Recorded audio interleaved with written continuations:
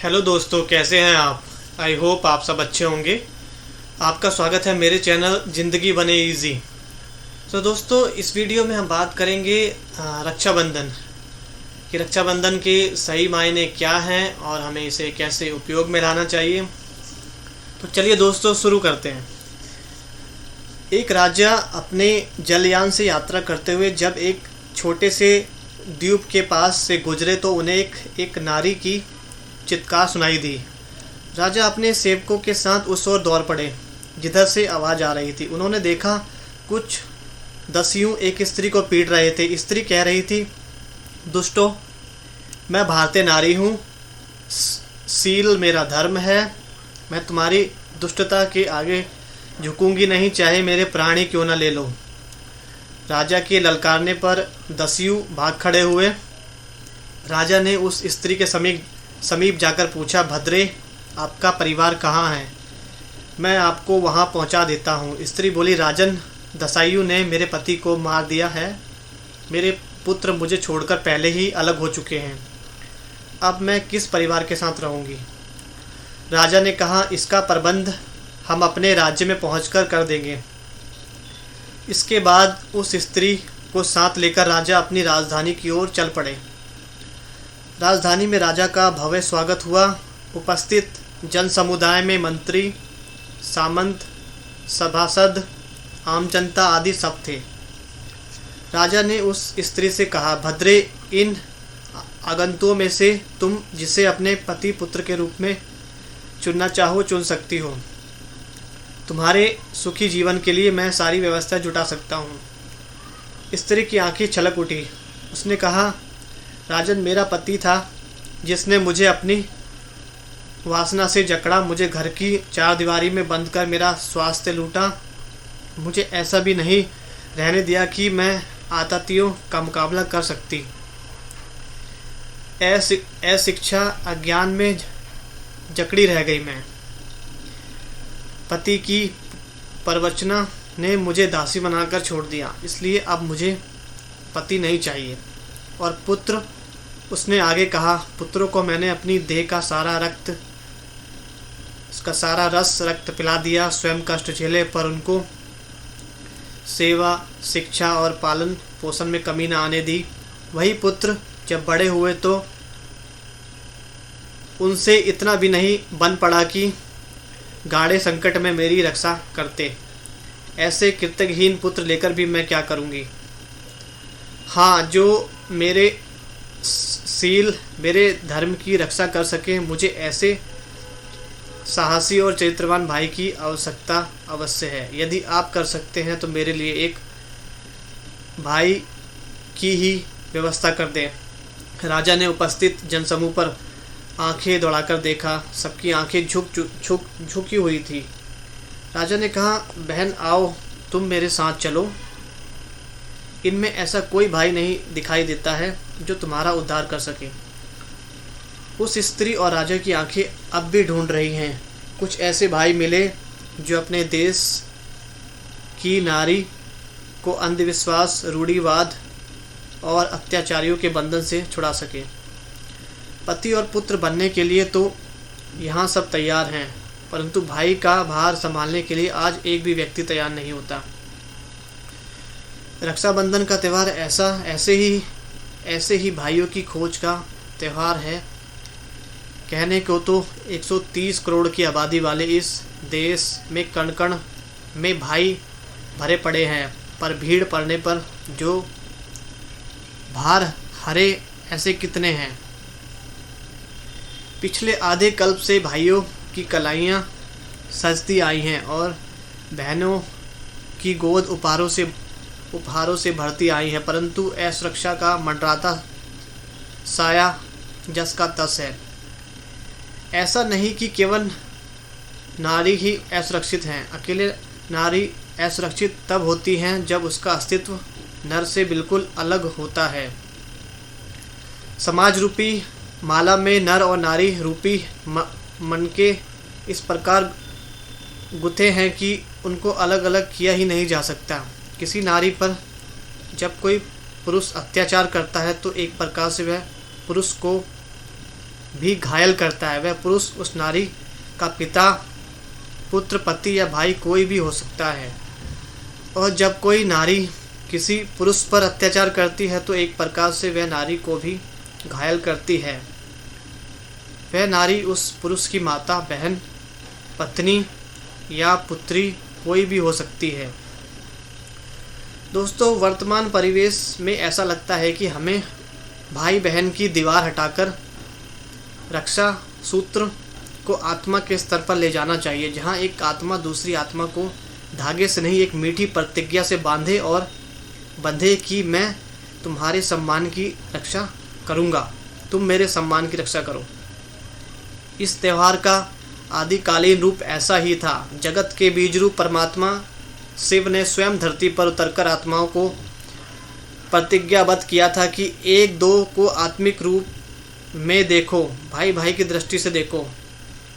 परमात्मा पिता की यह शिक्षा आधा कल्प चली। सतयुग और त्रेता युग में मानव ने मानव के साथ प्यार जताया और गाय तथा शेर ने भी एक घाट पर पानी पिया, परंतु आधा कल्प बीत जाने के बाद द्वापर युग के आगमन पर द्वैत भाव आ गया। नर और नारी में भी शारीरिक बनावट के आधार पर भेद की दीवार खड़ी हो गई, जिसे दूसरे शब्दों में हम देह अभिमान की दीवार कह सकते हैं। कलयुग आते आते भेद की दीवार इतनी मोटी हो गई जो इसे साल में एक बार मनाया जाने वाला रक्षाबंधन का त्यौहार तोड़ने में असमर्थ है। संगीतमय राखी, हीरो की राखी, सोने और चांदी की राखी, सिल में सितारों से जगमगाती राखी, नोटों की राखी, ये सब तो राखी के आधुनिक रूप हैं। परंतु प्राचीन काल में द्वापर युग में जब इस प्रथा का प्रारंभ हुआ था, तब तो कच्चे सूत के धागे को ही कलाई पर बांधकर राजा को या आम नागरिक को श्रेष्ठ कर्मों के लिए प्रतिबद्ध किया जाता था। भक्ति काल के प्रारंभ से मनाए जाने वाले इस त्यौहार को साल में दिन तो तब भी एक ही दिया जाता था, परंतु उस एक दिन में ली गई प्रतिज्ञा वर्ष भर चलती थी।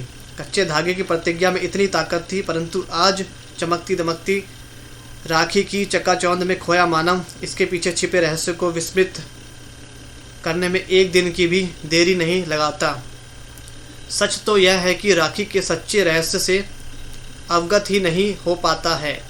तभी तो आज नर जाति या नारी जाति किसी की भी मान मर्यादा सुरक्षित नहीं है।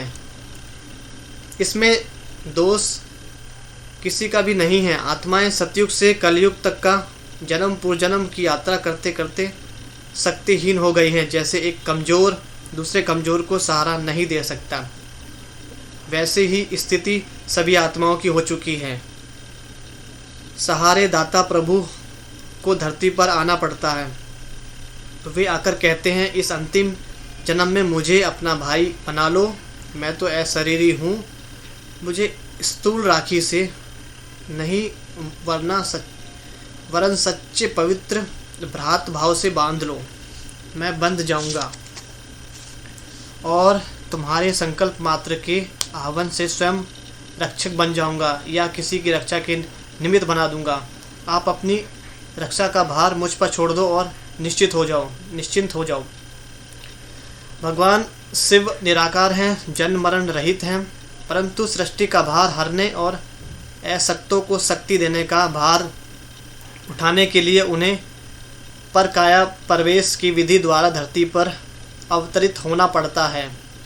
उनके अवतरित होने का समय है पापाचार दुराचार से भरा कलयुग के अंत का समय, जो कि अब चल रहा है। परंतु उनके अवतरित होते ही इसी कलयुग के बीच एक नए युग का आगाज हो जाता है, जिसे संगम युग या संधि युग भी कहते हैं, जिसका अर्थ है जाते हुए कलयुग और आते हुए सतयुग के बीच का युग। वर्तमान समय वही युग चल रहा है। इस छोटे से युग में धरती पर अवतरित भगवान उन आत्माओं के सम्मुख जो उन्हें पहचान लेती है प्रति पल नए नए चरित्र प्रकट करते हैं। उनमें से ही उनका एक चरित्र है भाई के रूप में। वे संकल्पों, प्रकंपों और मधुर महावाक्यों के माध्यम से आत्मा को भाई के प्यार का, बल का साथ का, सहयोग का, सुरक्षा का अनुभव करा देते हैं। वे असुरक्षित करने वाले शत्रुओं के प्रति भी आत्मा को सावधान कर देते हैं।